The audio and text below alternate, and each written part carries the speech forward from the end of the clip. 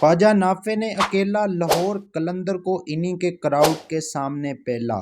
क्या कोई बंदा यूट्यूब से और फेसबुक से भी क्रिकेटर बन सकता है?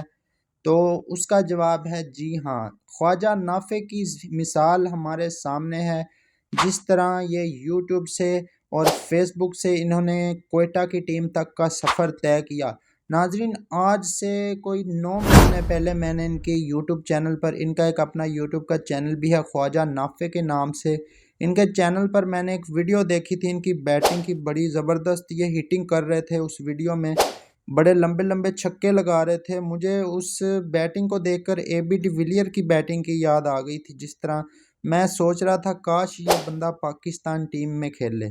तो मुझे लगता है कि यह बहुत जल्द पाकिस्तान टीम में खेलेगा। अब कोयटा ने इनको किस तरह पिक किया? कोयटा ने, जो इनके मैनेजर हैं कोयटा के, आजम खान, उन्होंने फेसबुक पेज पर इनकी वीडियो देखी थी ख्वाजा नाफे की बैटिंग की, और काफ़ी ज़्यादा इनकी वीडियो वायरल हुई, जिससे इनको पिक किया गया कोयटा की टीम में। कोयटा ने इनको इमर्जिंग कैटेगरी में लिया 2024 में, और इनकी जो सैलरी है वो $7500 है, जो कि पाकिस्तानी तकरीबन 24-25 लाख रुपए बनती है, जो कि एक यंगस्टर के लिए काफ़ी अच्छी खासी अमाउंट है। एक कराची में पैदा होने वाले ख्वाजा नाफे ने अपनी बैटिंग से लाखों करोड़ों लोगों के दिल जीत लिए हैं, और जिस तरह की बैटिंग इन्होंने लाहौर कलंदर के बॉलर के खिलाफ खड़े होकर की है, तो एन बिशप जैसे कमेंटेटर भी इनकी तारीफ़ें कर रहे हैं। ख्वाजा नाफे 2023 में बांग्लादेश लीग भी खेल चुके हैं, लेकिन उसमें इनकी परफॉर्मेंस अच्छी नहीं रही थी।